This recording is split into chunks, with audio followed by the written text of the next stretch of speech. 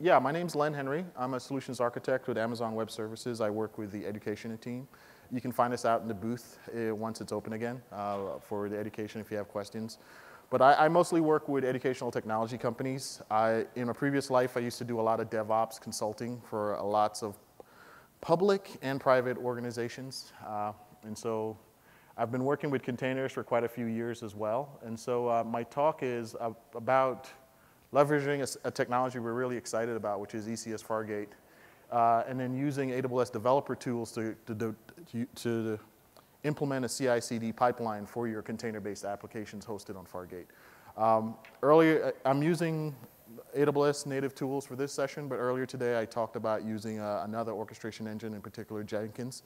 So the big takeaway even from this talk is that there's lots of opportunities for implementing CI CD in AWS. I'm showing you how to use some of our native tools, but there's plenty of integration points. Jenkins, there's several integrations between Jenkins and code pipeline, code commit, and code build as well. So I just want to make it clear that yes, I'm showing how to use AWS tools, but there are many ways of getting that done as well. So what can you expect from this session? I'm going to do a quick review. How many folks are pretty familiar with continuous integration, continuous delivery? All right, so I'm going to do a semi-quick review of CI CD. I'm going to introduce the tools that I'm going to be the focus of the talk.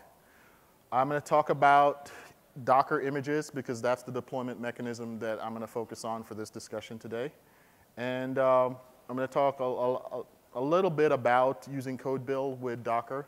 There's a native integration for code build for deploying to ECS, our container service. And then I'm going to focus on using code pipeline for orchestration. And then some of this will come out in our demo. I am going to have a Git repository for the demo I'm using for this. The application's a simple one. It's a Node.js application. One of the things, the only thing I would highlight about that app is that it actually uses Dynamo for its database. And if there's anything you get out of the session, do not try to deploy databases in containers. I know there's going to be a huge discussion about that, and there's lots of arguments, but when it comes in Fargate in particular, you perhaps want to use some sort of serverless or something like Dynamo for your storage, because trying to implement database in containers is not always the best mix. Discuss amongst yourselves. Okay, so let me get into talking about CI CD, continuous integration, delivery, and deployment. So the challenge is, as developers, you're writing your code. How do you get that code out to your users, right? And the big thing is, how do you get to launch? When I was working as a DevOps consultant, that was typically not the first thing that a customer would talk to me about. What they would say would usually list a long list of problems when it ever came to deployment. Very rarely would folks say, once we're launched, we're really excited. It would typically be, okay, it takes us 3 months to launch. And so it's kind of interesting, but the focus is on launch for this discussion. And what it comes down to is how can you quickly, reliably deliver good ideas to our customers? And it's so funny that how often that gets lost because quite frankly, the tools that you use for CI CD are so complicated and also cover a lot of different fields and a lot of different, I would say, silos of practice. It always almost gets lost that your focus is you want to do it quickly, you want to do it reliably, and you want to deliver the features to your customers. So here's some guiding principles. Again, some of these could be up for debate, but I mean, for the purpose of this talk, I would say these are my guiding principles. Frequency reduces difficulty. The more often you do something, the easier it is. The most basic example of this is muscle memory. After a while, if you keep doing a repetitive action, it becomes much easier. Latency between check-ins and production is waste. And what that refers to is the amount of time between once you would come up with an idea and when that idea can out there be tested by your end user. The more time that is, it's basically waste on your part. Consistency improves confidence. This is especially for your developers because what it comes down to is that if you're confident in your ability to deliver your application out to your end users and you have a lot of faith in your process, you're going to become so much more productive. And that really talks about the next point, which is developers who are empowered by their confidence in their deployment or delivery process are much happier. Puppet did a study a couple years ago that revealed some really interesting details. You can look it up on the internet, but there's a happy developer is one who's confident that whatever process he's using to deploy software is not going to be a drag on his day. Smaller batch sizes are easier to debug. I mean, it's just like anything else in life. The less you have to deal with, the less complexity. And faster development overall improves software development practices. So the typical phases in which you have for a CI CD process is you start out with some sort of source. The features that you're looking for when it comes to your source is some sort of version control, some ability to be able to specify this is what code looked like today, this is what it looked like 6 months ago, and this is what it's going to look like after I commit this next build. And you have all sorts of features for these platforms. You have things like branching. You have things that include integrated code reviews. There's lots of different features for a lot of the different source control platforms. The next phase is build. And what that's really about, of course, is dependent on which type of language, development kits, and everything else. But it really is about compilation. You typically also have deployment of unit tests. You can do things like static analysis, code quality tools. And then also, a lot of these, and also for Node example, you also have packaging, meaning you have things that pull down packages that are necessary for you to be able to execute the running code once it's in some sort of execution container. And then you have testing, integration tests, load tests, security tests, user acceptance tests. Usually, this happens after compilation because that's at the point in which the application is ready to be tested. And then you have your production, which is once something has now been approved, it's gone through a certain amount of testing, you can now have it out there. And now it's really about making sure what's out there is what you thought was going to be out there, and then also measuring to make sure that it's valid once it's out in production. Because now that something is out in production, you may discover things that no one planned for. So in terms of the CI CD process, continuous integration is really about moving from source to build. The basic idea is that you're merging code from lots of different developers into one thing. Continuous delivery is about being able to push something out there. That's what it's really about. And then continuous deployment is about automating that entire process, which is you have something where as soon as someone is able to commit something into code, it is somehow able to magically move itself out into a production environment where your end users can make use of it. And then an important thing about this is that there needs to be a feedback loop. Once you deploy something out into some sort of execution container, whatever that is, and I'm using the term container generically because you could be doing something to EC2, you could be doing something to on-premise servers, or something to like an actual container. You now have the opportunity for feedback, which may have you do changes anywhere along this continuum, because you may find out that there's something you didn't accommodate in your testing, you may want to incorporate it into your testing.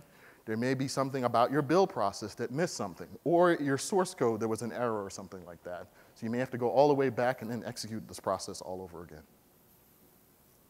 So in terms of AWS services, the 4 services I'm going to spend the most of my talk talking about are code commit, which is our source control tool. It covers the source part of the phases. Code build, which is our build tool, which allows you to, this is a build managed service, and it's exactly like it sounds. Imagine if you had Jenkins as a managed service. That's a way to think about it. Third-party tooling for testing. A lot of our different tools, Code Pipeline and Code Build, have different integration points with a lot of third-party testing tools like Selenium, BlazeMeter. There's a bunch of different other partners that are available that integrate with our services for doing testing. And then Code Deploy is able to deploy stuff to EC2 or to on-premise resources. The other thing about this, though, is a Code Build is also able to deploy to containers. So if you want to deploy something to ECS, you can also use Code Build for being able to deploy to production. And then to orchestrate all of this is Code Pipeline, which is how you set up with the quote-unquote build job that you want executed to move your stuff from source all the way out to where it's hosted. So let's talk a little bit about Docker images, since containers are the focus of my talk. I'm not going to spend too much time talking about why containers, because everyone's here because they're very familiar and excited about containers. The big thing is it's reproducible. It's immutable, meaning that once you generate an image, that's it. If you want to do a change to that, you're generating a new image. It's portable. As long as you have a compatible kernel, whatever is executing will work on lots of different platforms. And then the idea of a container, and the big benefit for it, is it's a package, application code, and runtime dependencies. So in the example of the Node app that I'm using, I have a bunch of dependencies. Pug, one of them. Express is one of them. And those all get packaged into my image when it gets deployed out in the container. And what it does for me as a developer is that, I'm not trying to sell containers, but it makes my life a lot easier when it comes to moving something from development into production. One of the important things about containers is what's known as an image layer. And what that refers to is that when it comes to generating image, there's multiple layers that exist in any image. At a most basic level, when you start out with a Docker image, you typically come from one of the based images, like Ubuntu or Express. And there's lots, if you go to Docker Hub is where you can see lots and lots of different images. But in one of those images, you use something like a Docker file to create layers in that image to be able to deploy your application. One of those layers is actually going to encapsulate your custom code, which is the whole point of why you're using containers to begin with. So this example of a Docker file, you see up here, this is one of the base image that it's used, so that's one layer. Then you're deploying the Nginx server. That becomes another layer. And then your actual application code is another layer. Layers come into play when it comes to actually building Docker images, because what ends up happening is that Docker is able to cache layers. And so and I'll talk about it a little later as a best practice. You want to minimize the amount of change between layers to optimize your build process for Docker images. So when you create an image, you can actually check that image into some sort of source control repository, just like you can do for your source code. In this case, the example of ECR, you can have multiple different tagged versions of your image checked into some sort of code repository. Because one of the big benefits of containers is that it's repeatable deployment. Once you have all these images available, you can deploy them however many times you want to and do that quickly. And the reason for this is that you want to be able to have similarities between your environments, and that the Docker image should be the same as it's deployed. And there may be configuration differences between the different environments, but you still want to have the same image deployed across. Because to be able to have real continuous delivery, you want to be able to test and make sure that what's in development matches what's in UAT, matches what's in production. Because you don't want there to be any variances in between that, because that's what's going to be able to create a lot of rework, and it's going to be difficult for you to debug it later on. So in terms of best practices, when it comes to Docker images, so in the example of a Node.js application, you want to have explicit external dependencies. So what that means is if you're depending on Express, you want to say Express or Pug explicit version of that.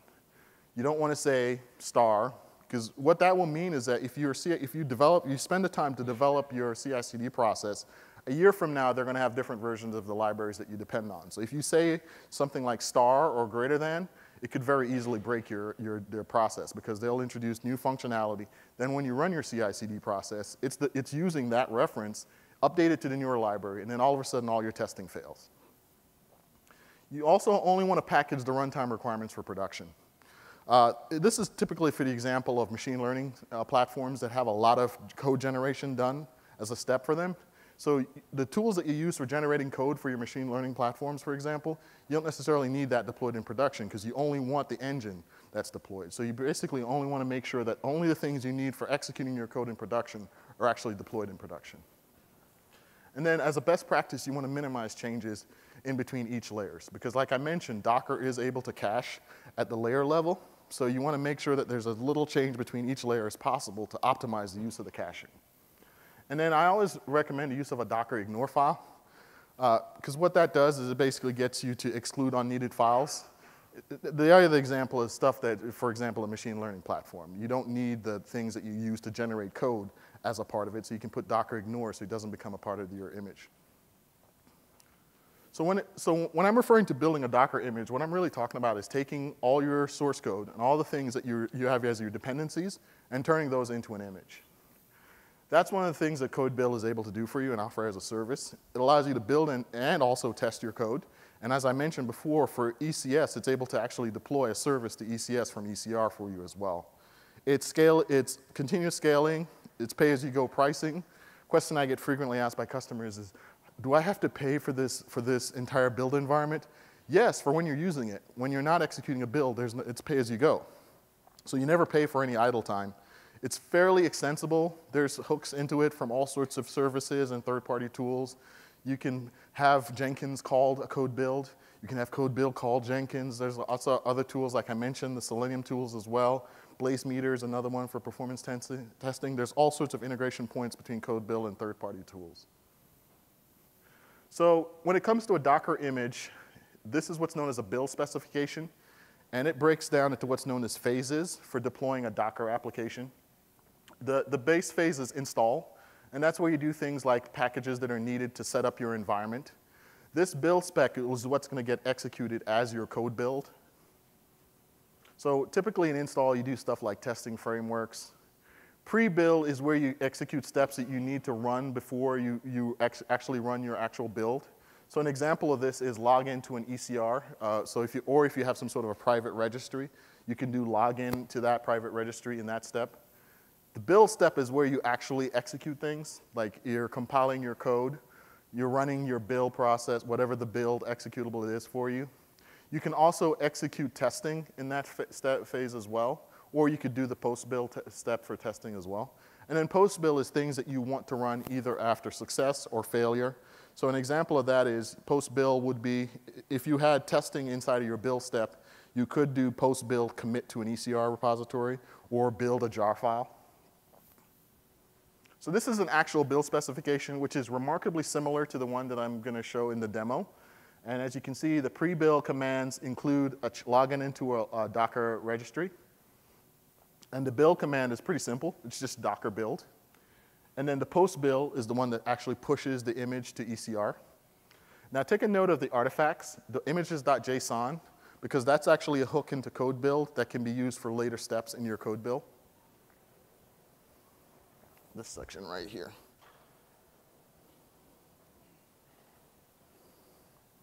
So in terms of best practices, you want to tag output artifacts to source control revisions.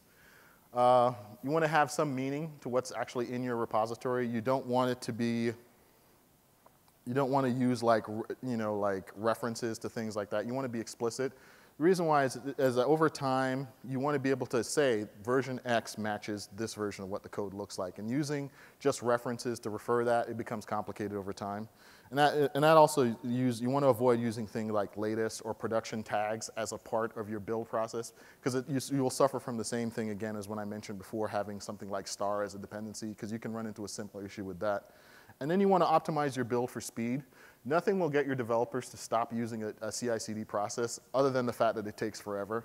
So there's a lot of different things you can do, like caching image layers, deploying localized Docker repositories. In fact, Docker has a capability built in known as Docker Cache, where you can actually have a local cache running on one of your boxes such that all the containers that use that image can use that local version rather than go through the network to download something.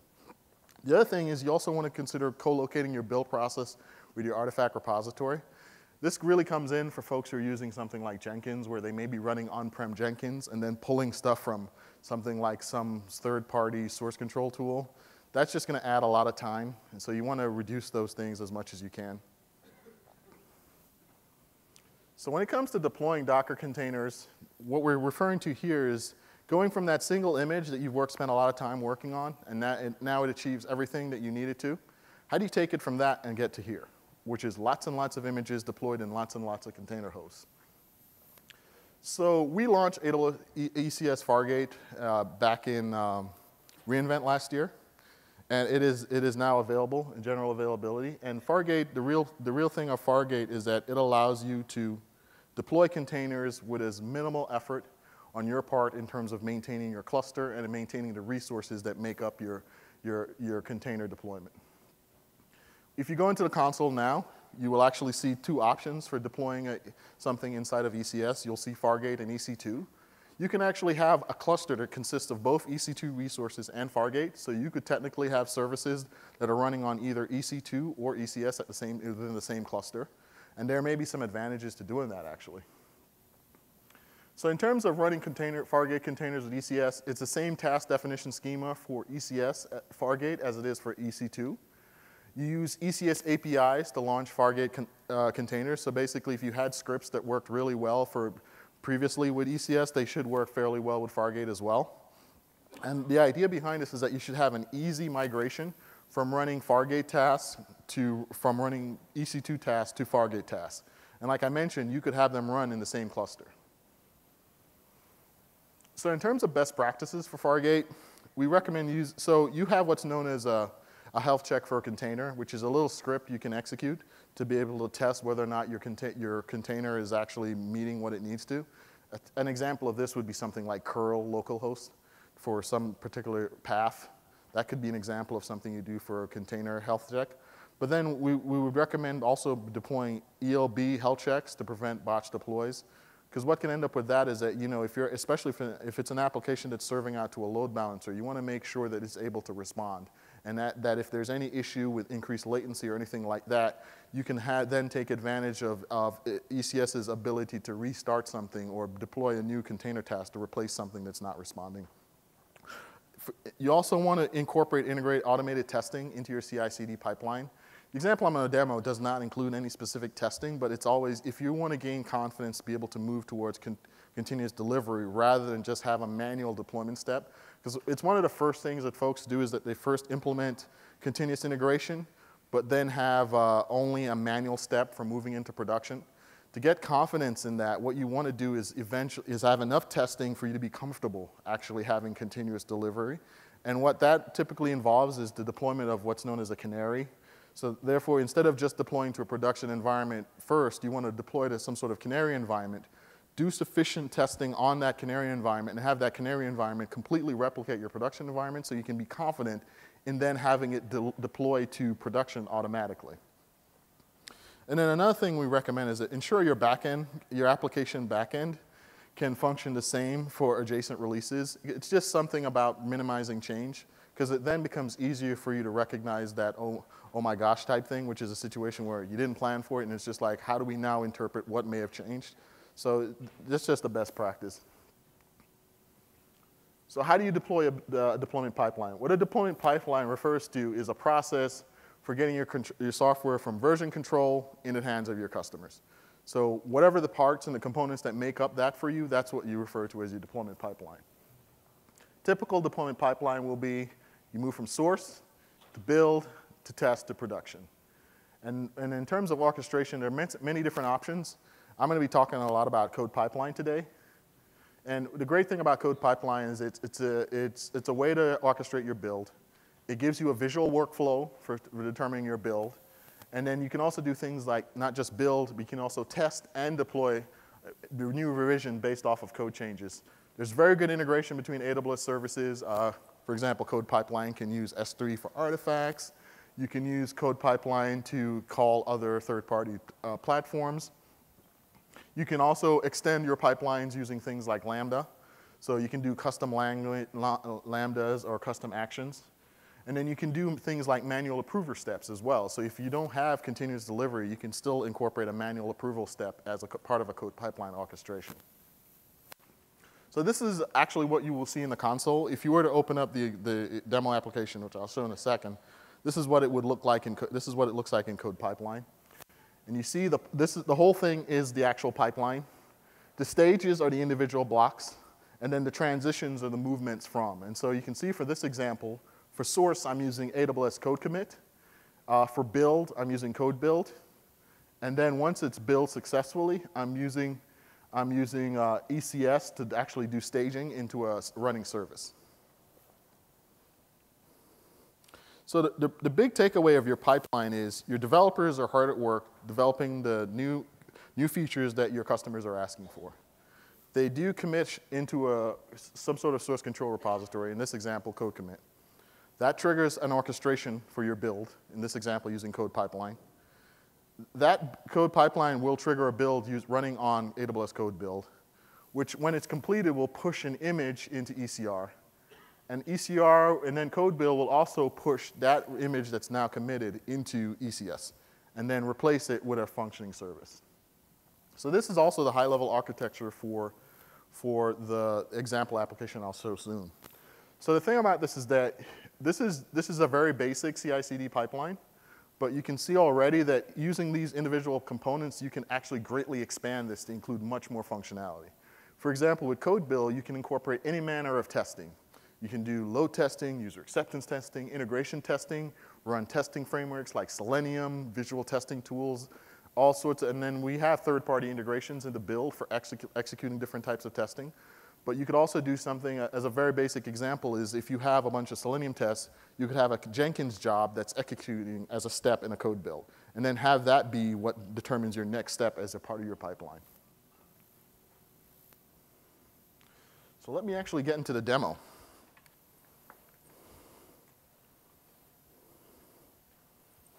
So in this example, how many folks here have used Cloud9?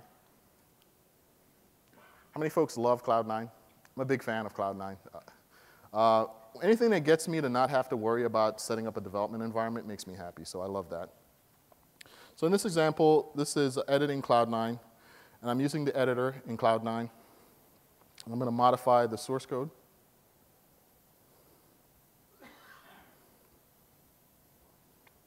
One of the things I'm going to do here is that Cloud9 has built-in support for previewing your application. So as soon as I do the testing here, I'm actually going to run a preview of it once it's saved. And you can actually run it, and you can actually determine the commands inside of, you enter that as a setting in Cloud9. And so now you can actually preview it. It's always a best practice to run code locally before you push it somewhere else, because like I said, if you're doing a CI CD pipeline, it's going to actually trigger your build once you do a commit.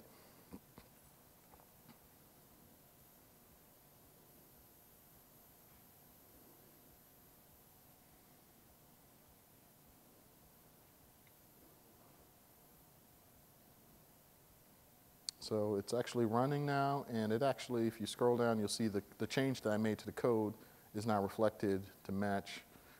How many folks were happy that we now have Pug instead of, I forget what the other engine was before we had Pug. That was very common with Express. How many folks have any idea what Pug is? Okay, cool. So it's like Node is, one of the biggest jokes inside of Node developments is how many rendering engines there are for different platforms, and it's kind of hilarious how often this changes. But it's just a detail here. So I'm actually checking in and actually pushing it out into the source control repository. And since this is a CI CD pipeline, that commit will actually trigger a build. And that's why the next screen I'll see is the code commit. And let me advance it a little bit. It takes a few seconds, but once the commit is happened, it's going to trigger a build. And the build should start right about here. So now it's actually running a build. And in this example, since this pipeline is using build for both build and staging, once this build is complete, it's actually going to do staging to ECS. So it actually takes quite a few minutes to actually stage to ECS. So I'm going to skip forward here.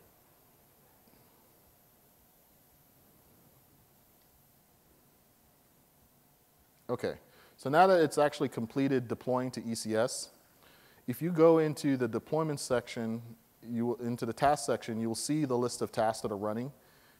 And then you'll notice that when Fargate, when you see there's two different versions of the library that's deployed. That's because when you trigger the deployment, I'm using a doubling for the deployment. There's lots of different options you have for how you want to do deployment. You could do doubling, you could just do blue-green, we're using some sort of DNS. There's a lot of different options you have. For this example, I'm using doubling. And what that does is that it deploys a new service, and Fargate will spin up and provision your resources. The real value of Fargate is that you don't have to worry about this, about allocating resources for this. All you say to Fargate is that here's my task definition, here's something like a service, and then here's how many of those that I need deployed. And Fargate will take care of provisioning that for you. In the example of a doubling, what will end up happening is that if you have, in this example, I have two tasks running for the service. It's going to add an additional 2 tasks, and then the existing service that's running with the old version will eventually connection drain, and then all the new load balancer requests will go to the new service with the new version of the library, or the new version of the application. And then you can actually go into code build, into the task definition. You can see the deployments itself, and you can see that it's actually started up, in this example, 2 new tasks for the new service. And let me jump forward here. It takes a few minutes for it to actually upload, but eventually you're going to get to here where there's like I said, it's doing a doubling. So there's two tasks deployed for the service and 2 old tasks. And eventually those tasks are going to become running, and then that's going to be responding to your load balancer request. So it's a basic way of doing a deployment. It's a low-risk way, because what you're doing is that all in-flight requests is going to get responded to. You should not have any dropped requests, and especially because it's connection draining, so if there's any existing requests, it's going to always respond to those. And eventually, you should come here to where, it updates the service. So now the load balancer that's pointing at the service is now seeing the new version of the application, and it's deployed. So let me show a little bit of how this actually looks inside of Code Pipeline. So inside of Code Pipeline, you have the code commit step. So like I said, this is a very simple pipeline. It only has 3 steps. The first step, it looks for changes from the application, from the source control repository. The next step does a build. Code Pipeline supports a bunch of different build providers. In this example, I'm using a code build provider that builds a Docker image. And then in the staging is another code build step that pushes to ECS. And all I specify there is the service name and the cluster.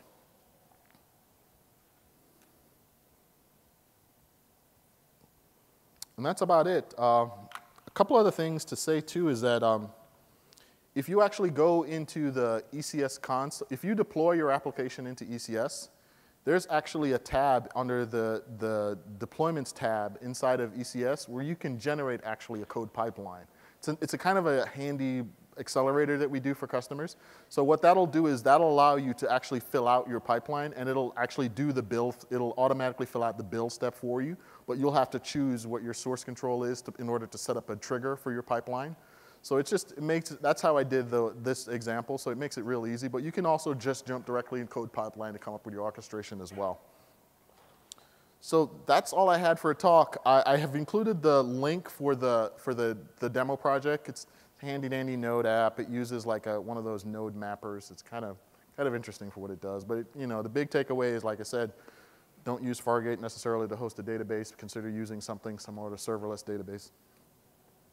And that's all I had for a talk. I'm going to be here I have 16 minutes for questions, so I can take lots of questions. And since there's a break after, I can take even more questions. And I've got probably another 20, 30 minutes past it. So for the next 35 minutes, I'm just answering questions. Thank you so much.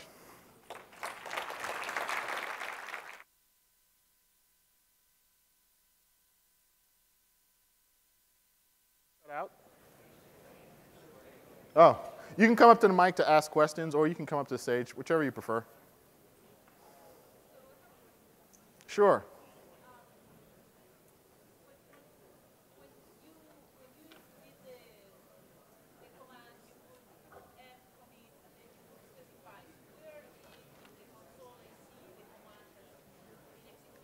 You would see that in the code commit console if you wanted to use the console. So what that would do, that commit was writing to my local repository inside of Cloud9. And then when I did the push, it was going to push to the remote server, the remote Git server, which in this case was a code commit server, well, code commit service. So that it was committing to a remote repository. So if you looked in the actual code commit console, there's a tab called commits. If you click on that tab, you would see all the commits that are made. Any other questions? Yeah, I have a question. I think that guy's on the mic first. So sure. How do you support enterprise Bitbucket hooks for the code pipeline? Say that again? For the code pipeline, how do you support enterprise Bitbucket hooks? Like you have code commit, right? That will take the git push notification and it will start your code pipeline. But if I have to do the same for Bitbucket, which is enterprise Bitbucket, not the public one, how do we do it? So pipeline supports build code commit and GitHub.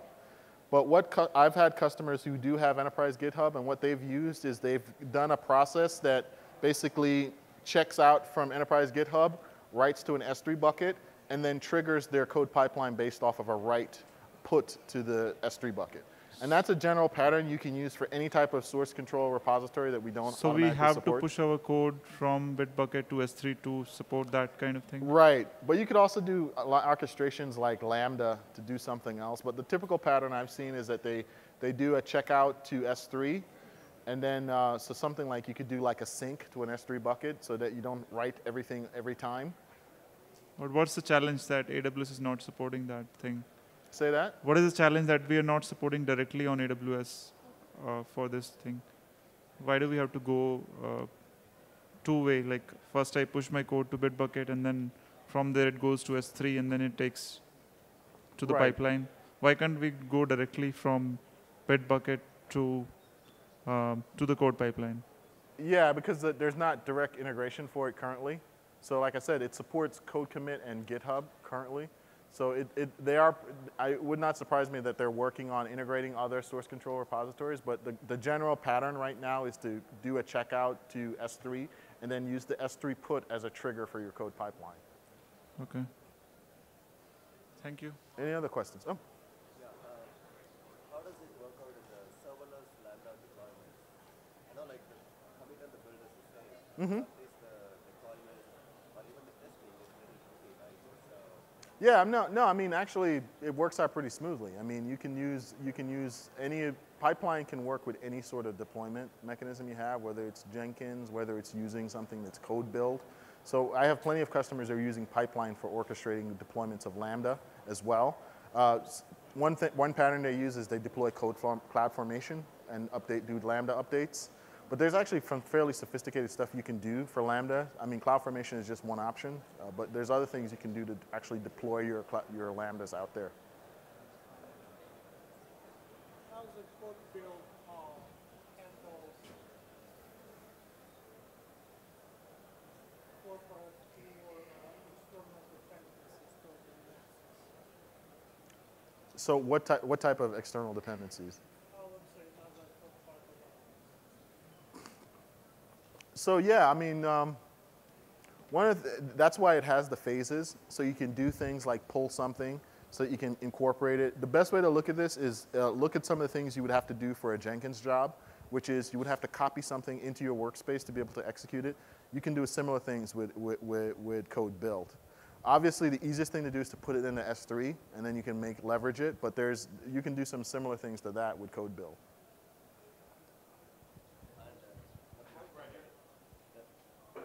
Oh. Good. All right. Sorry. So I had one quick question on the ECS reference architecture under AWS samples, I think it is, in GitHub. And that is, when I first started using it with EC2, it worked perfectly, right? And it still works perfectly. And I've been trying to transition that to Fargate, and I'm having a hard time with that. And I'm wondering if you have an EC2-based cluster and creation with CloudFormation, and you want to switch it to Fargate, you got to do more than just change the deployment type to Fargate. And I'm wondering if you would happen to know what that is. And I haven't tried this in a few weeks, so I can't, there was no specific error I was getting. It's just that the containers were never able to, I could never talk to the containers afterwards. So I think it has something to do with subnets, and I wasn't sure if that has anything, if that's an aspect of Fargate or what. Yeah, because in Fargate you don't have, Right. the resources are not the same as in EC2 Right. where you would actually spin up a resource inside of your subnet. So in that situation though, you would have gotten a much worse error before. It's actually getting no errors, yeah. It just wasn't working. So one of the things when you're debugging stuff inside of ECS is definitely leverage the CloudWatch because it'll provide you a certain amount of information. There's also some of the tabs inside of this. You can click on the task itself to actually see some debug information, and you will typically get on the actual task, you will get some output that's a high-level output, which could also include the container health check as well. So if you did set up a container health check as a part of your image specification, it'll actually give you the output of that. And then you can also look on your ELB health check if it gets that far. So yeah, definitely look inside, go into the console and then click on the task and you'll see some more information on what's happening. Sure. So regarding the code commit, does it have option to pre-commit hooks? Like, I mean, can I pass custom scripts where it can do the code formatting, validations, and the general stuff? So like Git hooks? You're right. Yeah. I mean, I even used one called Git Secrets in my earlier talk today. I showed how I was using code commit with Git Secrets. So that's just that's local repository though. So the only question is maybe if it's something that's a Git server plugin, that maybe some question about support for that, but most of the stuff I've worked with that references the local repository seems to work fine because it's very compatible with Git.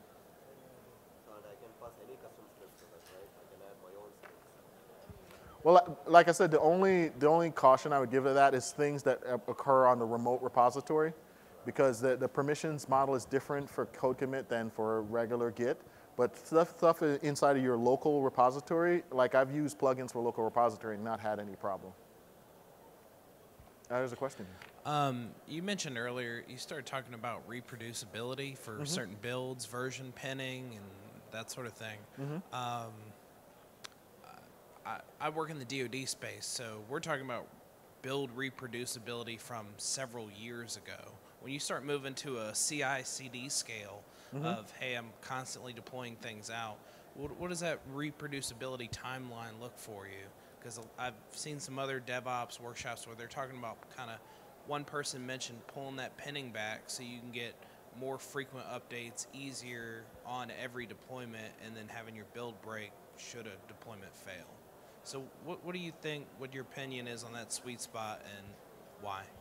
So when you say, I mean, reproducibility means your build should always work. If you have to specify a specific version, it should work moving forward. The things that break that is stuff like references. So using something like latest as a dependency or star for a dependency. So reproducibility should always be moving forward. Now, it may take you some time to get to that, because especially if you start with a large code base, there may be lots of references that are old. So it may take you some time, but it is a good goal to get to, because it's not, there's a couple of things for reproducibility. One is it's quicker to roll back. So that's one thing that reproducibility gives you. The other thing it gives you is that imagine a situation where something nasty shows up that a lot of people knew about on the internet. It would be good for you to understand when that issue became an issue. So being able to replay a build from a year ago is definitely to your security. And I know for a DoD space, the concept of ConSecOps is a big deal. So where you have your compliance needs as well as your security operations need met. So definitely being able to reproduce as quickly as you can is a great goal. But like I said, it may take you time to get to that because of a large code base.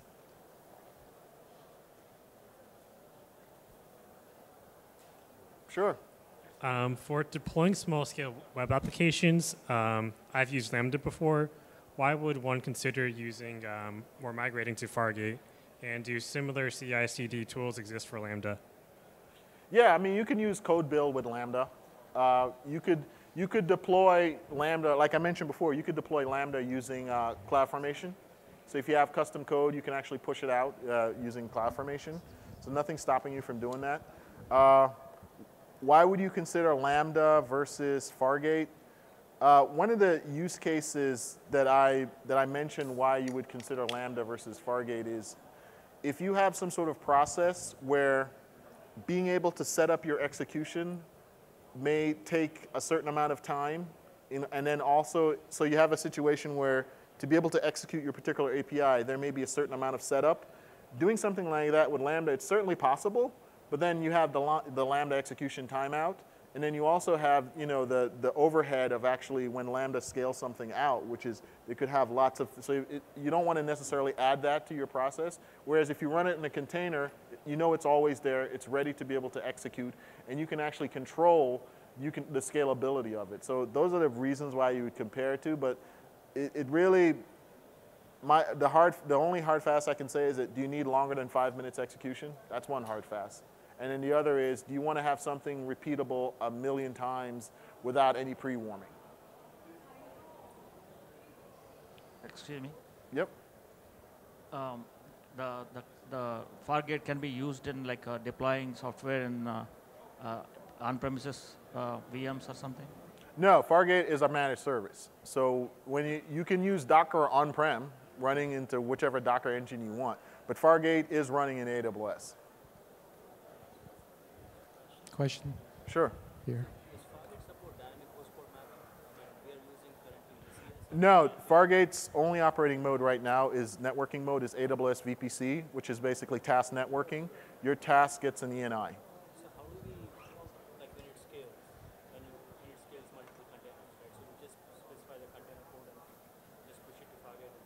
You can map your task to a target group for ALB, and then as it scales, it'll just add your ELB will then just add those instances to the target group automatically. One of the coolest things to do is actually go into the console for your target group, and if you have a Fargate service tied to that target group, you will see lots and lots of instances listed. It's kind of cool. So, yep. So is Fargate similar to Kubernetes, and what are the differences there? So I would say the analogy between Kubernetes and ECS probably exists, right? Kubernetes is a schedule engine, and ECS is a scheduling engine for containers. Fargate is, the way to think of Fargate is it's a different way in apportioning resources for your container tasks. Whereas with Kubernetes, you're there setting up pods, and you're setting up worker nodes or whatever the paradigm you're using for controlling container nodes. In Fargate, all you're worrying about is your image. And then you're specifying that your image, I want it to use this much resource, and then Fargate will take care of those resources for you. In previous session, I have heard that, like serverless, like Lambda and all the stuff, it could handle web apps and web application and all that stuff. I know that there's a 5-minute timeout, but as the technology mature, is to deploy web apps, is it better to use serverless, or is it better to stick with containers? That's a pretty large question. I don't think I could answer that. I mean, there are web frameworks for Lambda. And in fact, if you go to serverless.com, there's a lot of resources available on using serverless for a lot of different use cases. So yeah, that's a pretty broad question. I mean, and in fact, what you find is folks, there's combinations of things. There are things that fit Lambda serverless really well, and there are things that fit containers, even within one application. I have lots of customers who are using applications that include microservices via Lambda, as well as microservices that are running on containers. So the answer is that it's a pretty broad question. Oh, you have a question? Yeah. Where do we update task definition? Do we update that in code build?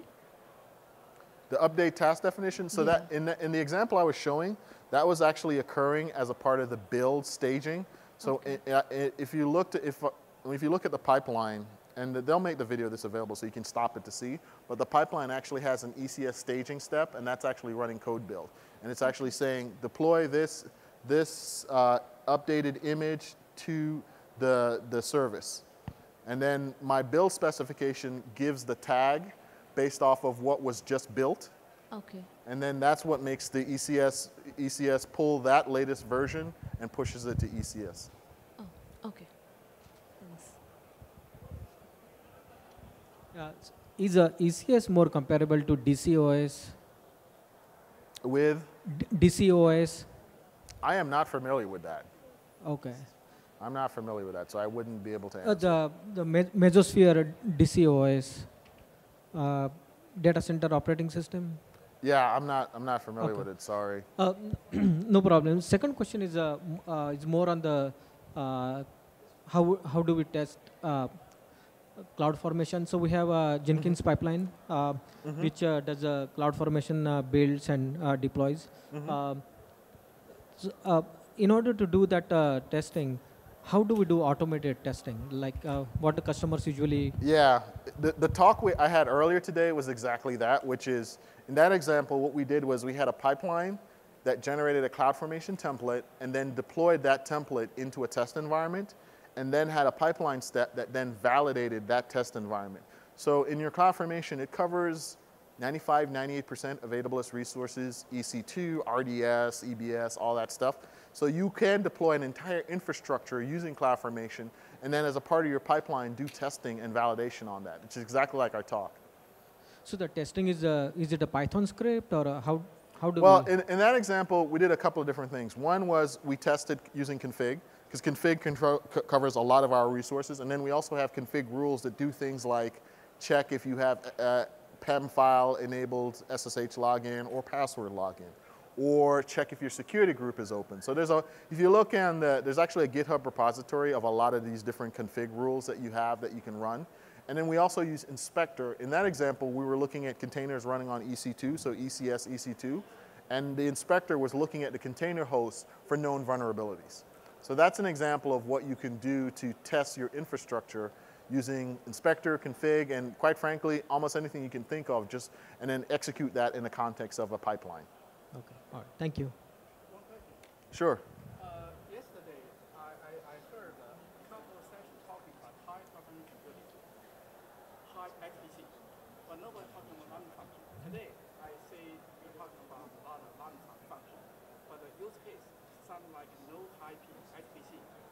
So is it possible to using random function for high HPC? To use which functions? Lambda function. So it's kind of interesting that you asked that because we see a lot of different interesting use cases that customers are using Lambda for.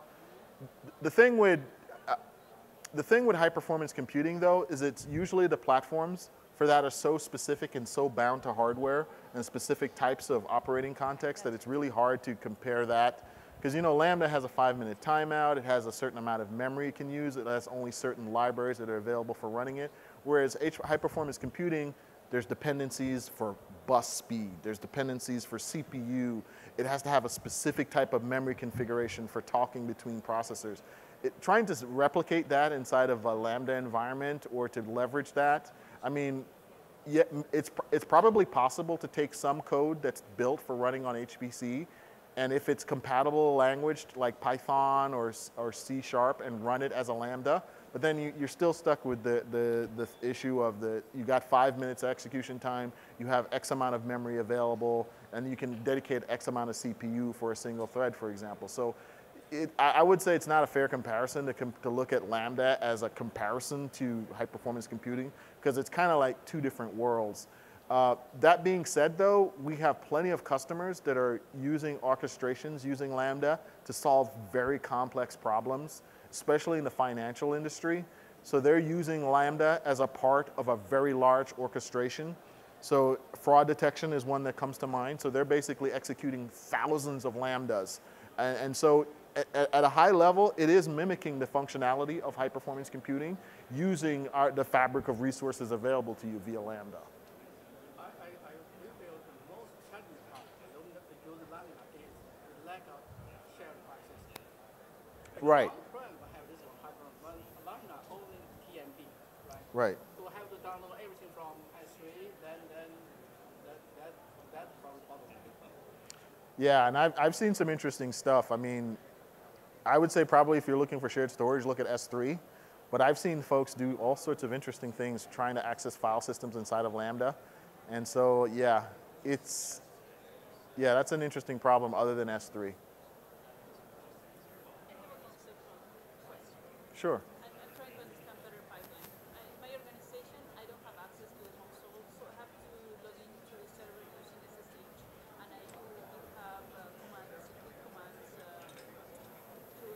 write commit, I do everything, but I've never seen the pipeline. It's like, well, it's like, am I missing something? Like, I have my local environment, I execute the element, then I check out master, everything is fine. Mm-hmm. I mean, like, production. But it's like, I don't see any kind of concept of pipeline, but I have seen that how many pipelines have been deployed.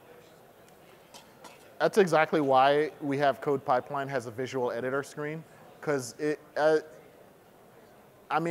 used to remember when I used to do a lot of DevOps, I would restrict access to Jenkins to only a few people. So lots and lots of developers had access to the source control repository, but very few of them could see the Jenkins job because, long story short, I had lots of people get very creative when builds were running. So I used to restrict access. So one of the cool things about Code Pipeline is that you can give permissions for someone to be able to view the pipeline without being able to modify it. So that's something that, and then you can also, Similar to Jenkins, where you can pull the output of it using API, you can pull the output of build steps in Jenkins and be able to export them to something. You can do a similar thing with pipeline. So you can use API to call code pipeline to see the status of jobs and then do like a dashboard based off of those results. So yeah, that's what you're saying is the exact reason why we put a visual workflow in so that folks could see and be able to track how their builds are doing. We are actually using Jenkins very heavily, but now the pipeline is something else. Yeah, it's exciting stuff, and it's fairly exciting. And like I said, we have hooks like the ECS hook to generate a pipeline based off of an actually running image. Oh, okay. All right, folks, I'm going to be outside for another 20 minutes, and I'd love to take some more questions. Thank you.